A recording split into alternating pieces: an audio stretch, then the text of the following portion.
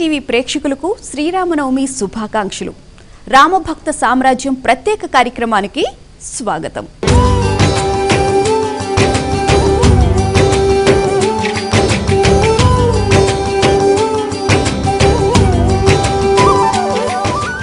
సమస్త లోకాలకు ఆధారం, ఆదర్శం, ఆరాధ్య దైవం శ్రీరామచంద్రుడు.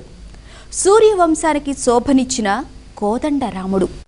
సాక్షాత్తు శ్రీ మహావిష్ణువు పుత్రుడిగా, పాలకుడిగా, సోదరుడిగా, స్నేహితుడిగా, భర్తగా, బంధువుగా ఆయన్ను మించిన ఆదర్శమూర్తి మరొకరు లేరు. భారతీయ నైతిక, ధార్మిక వ్యవస్థలకు జీవం పోసిన మహిమాన్వితుడు. ఆయన చూపిన బాట అనన్య సామాన్యం, అనితర సాధ్యం. యావస్థాస్యంతి గిరయః సరితశ్చ మహీతలే తావద్రామాయణ కథ లోకేషు పరిచరిష్యతి అంటూ రామాయణ గాథ గురించి స్వయంగా ఆ బ్రహ్మదేవుడే చెప్పాడంటే రామాయణ గాథ గొప్పతనమేమిటో తెలుస్తుంది. ఈ భూమండలం మీద గిరులు, నదులు ఉన్నంత వరకు రామాయణ గాథ నిలిచే ఉంటుందని తలరాతలు రాసిన ఆ బ్రహ్మే రామకథ విశిష్టతను గురించి వివరించారు. రాముడు కారణజన్ముడు. రాముడి జన్మ గురించి భగవద్గీతలో శ్రీకృష్ణుడు స్పష్టంగా తెలిపాడు. పవనః పవతామస్మి రామః శస్త్రభృతామహం అంటూ తెలియజేశాడు. అంటే పావనమునర్చు వాటిలో వాయువును, శస్త్రధారుల్లో రాముడును నేనే అంటూ ప్రకటించాడు. అందువల్లే శస్త్రధారుల్లో అగ్రేసుడు ఆ దశరథనందనుడే. రాముడు అందరి బంధువు, అందరికీ ఇష్టమైన దేవుడు. ఎంతమంది ఎన్నేళ్లు ఏ రీతిగా ఎన్నిసార్లు ప్రస్తుతించినా తనివి తీరని తేనెపాకమంటి పుణ్యకావ్యమే శ్రీరాముని చరితం. ఈ లోకమంతా అంతరించి ఒకే ఒక్క మనిషి మిగిలిన అతడు కూడా రామాయణాన్ని తలచుకోకుండా ఉండలేడు అన్నారు స్వామి వివేకానంద. అంతటి మహత్తు కలిగినది రాముని చరితం. రాముడు భక్తుల పాలిట కొంగు బంగారం. రాముణ్ణి కీర్తించని జీవితానికి సార్థకతే లేదని భక్త రామదాసు అన్నాడు. అలాంటి మహాపురుషుడు శ్రీరాముడిని భక్తులు ఎవ్వరికి తోచిన రీతిలో వారు సేవించుకుని పావనులయ్యారు. భక్తి మార్గాన్ని అనుసరించి ఆ భగవంతుడిని సగుణ సాకారంగా ఆరాధించే వారికి ఆయా రీతిలో ఆయన ఫలాన్ని ప్రసాదిస్తాడు. భక్తుల మానసిక స్థాయిని, సామర్థ్యాన్ని బట్టి వారు తమ భక్తి మార్గాల్ని ఎన్నుకున్నారు. అలాంటి రామభక్త సామ్రాజ్యంలో ఒక్కొక్కరు ఒక్కో భక్తి మార్గాన్ని ఎన్నుకున్నారు. వీటిలో ఏ భక్తి మార్గాన్ని రాముడు ఎక్కువగా ఇష్టపడతాడు? రాముడికి తన భక్తుల్లో ఎవరంటే ఎక్కువ ఇష్టం? ఇది సర్వత్రా ఆసక్తికరం. శ్రవణం కీర్తనం విష్ణోః స్మరణం పాదసేవనం అర్చనం వందనం దాస్యం సఖ్యమాత్మనివేదనం అనే నవవిధాలైన భక్తి మార్గాల ద్వారా ఆ దేవదేవుడిపై ప్రేమను వ్యక్తం చేయవచ్చని మన శాస్త్రాలు నిర్దేశించాయి. భగవంతుడి వైభవాన్ని వినటం వల్లనైనా, ఆయనను కీర్తించటం వల్లనైనా, మననం చేసుకోవటం వల్లనైనా, అర్పించుకోవటం వల్లనైనా, ఆయన పాదాల్ని సేవించుకోవటం ద్వారా అయినా, దేవదేవుడికి దాస్యం చేయటం ద్వారా అయినా, ఆయనతో సఖ్యతతో మెలగడంతోనైనా, తుదకు ఆత్మను నివేదించుకోవటం ద్వారా భక్తజనులు పునీతులు కావచ్చని మన మహర్షులు ఉద్ఘాటించారు.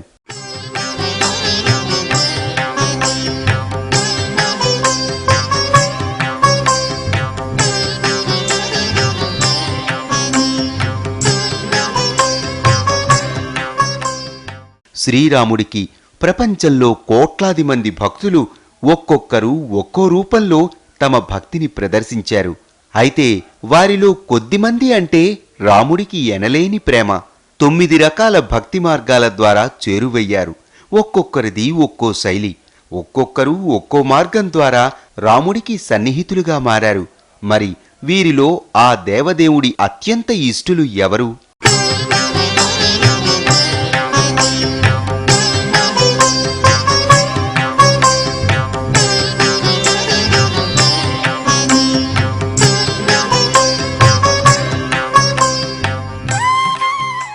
రామభక్తుడు అనగానే గుర్తొచ్చే పేరు హనుమంతుడిదే.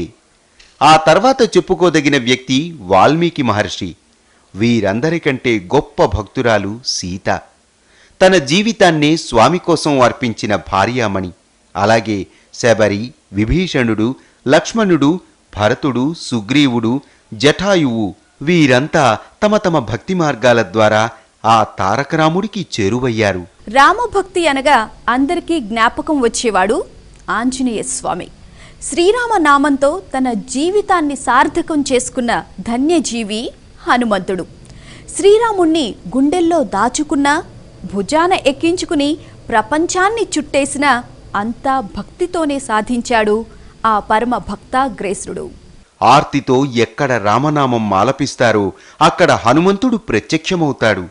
ఆ రఘునాథుని కీర్తన వినిపించే చోట వినయపూర్వకంగా ముకిళిత హస్తాలతో, ప్రేమాశ్రులు నిండిన పూర్ణ నేత్రాలతో నేను ఉపస్థితుణ్ణవుతానని స్వయంగా ఆంజనేయస్వామి విన్నవించుకున్నాడు. అందుకే శ్రీరాముడి పట్ల శ్రవణ భక్తి అనగానే అందరికీ హనుమంతుడే గుర్తుకు వస్తాడు. సోహం కోసలేంద్రస్య అన్న ఆంజనేయ స్వామి శ్రీరామచంద్రుడికి పరమభక్తుడు. రోమంలో రాముడు ఉన్నాడు అన్నటువంటి విధంగా జీవించినవాడు. రాముడే తనకు రాష్ట్రంగా భావించినవాడు, అంటే దేశంగా భావించినవాడు. రామునికి సేవ చేయడం దేశానికి సేవ చేయడం అని భావించినటువంటి విధంగా ఆంజనేయ స్వామి మనకు కనిపిస్తాడు. కీర్తనలతో, రామనామ జపంతో కిరాతకుడు కూడా కవి వాల్మీకిగా మారిపోయాడు. కోదండరాముని కీర్తన బలానికి సోదాహరణంగా నిలిచాడు. స్వయంగా రామకథను రచించి లోకానికి అందించి కారణజన్ముడయ్యాడు. వేలాది గొంతులు రామనామామృతాన్ని గ్రోలి పులకించిపోయే మహత్తర అవకాశాన్ని కల్పించాడు. వాల్మీకి 12 లక్షల మార్లు రామనామ జపాన్ని చేసి స్వయంగా తరించినవాడు. రామనామ జపాన్ని చేస్తూ ఆ మంత్ర మననాన్ని చేసినటువంటి కాలంలో శరీరమంతా పుట్టలు పెట్టిన విధానాన్ని కూడా గమనించలేని తనంతో వల్మీక గతుడు, అంటే చుట్టూరా పుట్టలు పెట్టేగా పుట్టలో అలా ఉండిపోయినవాడు అయ్యాడు ఆయన. సెలవులకు రామకీర్తనల్లోని మాధుర్యాన్ని చాటి చెప్పాడు. ఆ కీర్తనలు విని ఆ దేవదేవుడే పులకించిపోయాడంటే వాల్మీకి కీర్తనల్లోని మహత్యం అలాంటిది. అంతేకాకుండా ఆ తర్వాత ఎందరికో శ్రీరాముడి కీర్తనల మాధుర్యాన్ని పంచడానికి ఆద్యుడయ్యాడు. ఆయన పరంపరను త్యాగయ్య, అన్నమయ్య లాంటి వాగేశ్వరులు కొనసాగించి ప్రజలకు రామనామామృతాన్ని పంచారు. సీత శ్రీరాముడి అర్ధాంగి, నిత్య రామనామ స్మరణలో గడిపే ఇల్లాలు. రావణ్ణి చెరలో ఉన్న స్మరణలో మాత్రం సతతము శ్రీరామచంద్రుణ్ణే నిలుపుకున్న పరమ పావని సీతమ్మ తల్లి. ఆమె భక్తిని, ప్రేమను ఎవరు కొలవగలరు? రాక్షసమూక మధ్యలో ఉన్న జగజ్జనని జానకీదేవి పతి నామాన్నే ప్రాణాధారంగా చేసుకుని ఆయన స్మరణలోనే గడిపిన మహాసాధ్వి. ప్రపంచంలోని సౌఖ్యాలన్నింటికంటే రాముని సన్నిధే గొప్పదని భావించిన మహా ఇల్లాలు. భోగభాగ్యాల్ని వదిలి కట్టుబట్టలతో శ్రీరాముణ్ణి అనుసరించిన దేవత. నిత్యం శ్రీరామస్మరణతోనే గడుపుతూ కుశలవుల్ని కూడా రామభక్తులిగా మార్చిన మహాతల్లి. రాముడి భక్తుల్లో భరతుడికి ప్రత్యేక స్థానం ఉంది. తన వల్లే అన్న అడవుల పాలయ్యాడని కుమిలిపోయిన ఆదర్శ సోదరుడు భరతుడు. అందుకు ప్రాయశ్చిత్తంగా అన్న పాదుకలకే పట్టాభిషేకం చేసి పరోక్షంగా భగవంతుడి పాదసేవకే జీవితాన్ని అంకితం చేసిన పుణ్యపురుషుడు. పాదసేవనం ద్వారా శ్రీరాముడికి ప్రీతిపాత్రమయ్యాడు భరతుడు. అనన్యమైన భక్తితో అర్పించి అయోధ్యనాథుణ్ణే తన దగ్గరకు రప్పించుకున్న భక్త శిఖామణి శబరి. రామ ఆగమనాభిలాషి అయి ఆ పతితపావనుడి పూజలోనే పండిపోయి ప్రత్యక్షం చేసుకున్న ప్రేమమూర్తి. అర్చన ద్వారా భగవంతుణ్ణి సేవ చేయవచ్చని, ప్రేమతో దగ్గర కావచ్చని నిరూపించిన భక్తురాలు శబరి.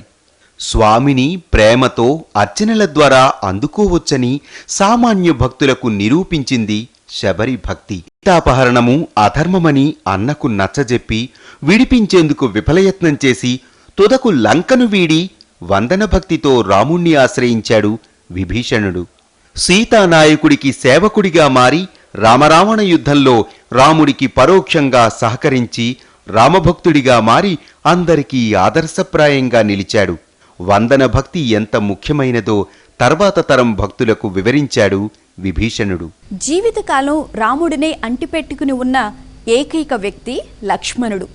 అవతరించింది మొదలు పైలోకాలకు వెళ్లే వరకు అన్నకు దాస్యం చేయడానికే జీవితాన్ని అంకితం చేసిన లక్ష్మణుడంటే రాముడికి ఎంత ఇష్టమో చెప్పలేం. రామభక్తులలో లక్ష్మణుడి స్థానాన్ని ఎవరైనా అంచనా వేయగలరా? రాముడి సుఖాలు ఆనందాలు భోగభాగ్యాల్లోనే కాదు, కష్టాల్లోనూ తోడు నిలిచిన అనుంగు సోదరుడు లక్ష్మణుడు. అన్నతో అడవిలో ఉన్న అయోధ్యలానే భావించి సీతారాములకు దాసుడిగా కంటికి రెప్పలా కాపాడుకున్నాడు లక్ష్మణుడు. అన్న తోడు లేకుండా ఆయన జీవితాన్నే ఊహించలేకపోయాడు. కట్టుకున్న భార్యను సైతం వదిలి రాముడి కోసం పరితపించిన పరమ భక్తుడు లక్ష్మణుడు. దాస్యం చేస్తూ శ్రీరాముడికి ప్రీతిపాత్రమయ్యాడు లక్ష్మణుడు. అన్వేషణలో విశేష రీతిలో శ్రీరాముడికి సహకరించిన వీరభక్తుడు సుగ్రీవుడు. భగవంతుణ్ణి సఖ్యంతో అన్ని విధాలా సహకరించి ఆ పుణ్యపురుషుడి అవతార లక్ష్యానికి సాయం చేసిన ఆదర్శ భక్తుడు సుగ్రీవుడు. స్నేహం సఖ్యం ద్వారా శ్రీరాముడికి సన్నిహితుడిగా మారిన గొప్ప భక్తుడు సుగ్రీవుడు. సీతామాతను రావణుడి కబంధ హస్తాల నుంచి విడిపించేందుకు శాయశక్తులా కృషి చేసి అసువులు బాసిన గొప్ప భక్తుడు జటాయువు. ఆత్మ నివేదనతో ఆ రఘురాముణ్ణి కూడా కంటతడి పెట్టించి ఆ భగవంతుడి చేతే అంతిమ సంస్కారాలు చేయించుకున్న ధన్యజీవి జటాయువు. ఆత్మ నివేదనే భక్తి మార్గంగా ఎంచుకొని శ్రీరాముడి దగ్గరకు చేరుకున్న జటాయువు కూడా రామభక్తులలో అగ్రగణ్యుడే. హరిర్హరతి పాపాని దుష్టచిత్తైరపి స్మృతః అనిచ్ఛయాపి సంస్కృష్టః దహత్యేవై పావకః. తెలిసి ముట్టుకున్నా తెలియక ముట్టుకున్నా కూడా నిప్పు ఎలాగైతే కాలుస్తుందో భగవన్నామము అలాంటిది అని చెప్పారు. రామనామము అలాంటిది. రకారం అగ్నిబీజాక్షరము, మకారము లక్ష్మీవాచకము. అంటే రామనామాన్ని జపించినట్టయితే మనకి సర్వసంపదలు వస్తాయి. రామనామ వైభవాన్ని శ్రీరామచరణం మమ అనండి, లేదా శ్రీరామ రామ రామ అనండి. అది కూడా లేకుండా రామరామ అనుకున్నా ఆ నామ మహిమ ఏమిటన్నది రామ రహస్యోపనిషత్తు చాలా అందంగా చెప్తుంది. రాముడి ప్రేమ సర్వాంతర్యామి. చంద్రుడి వెన్నెల భూమిపై ఎలా ఒకేలా పడుతుందో రాముడి ప్రేమ, కరుణ, వాత్సల్యం భక్తులందరిపైన ఒకేలా ఉంటుంది. ఇందులో ఎక్కువ తక్కువలేం ఉండవు. ఎందుకంటే శ్రీరాముడు జగదభిరాముడు కదా. జై శ్రీరామ్.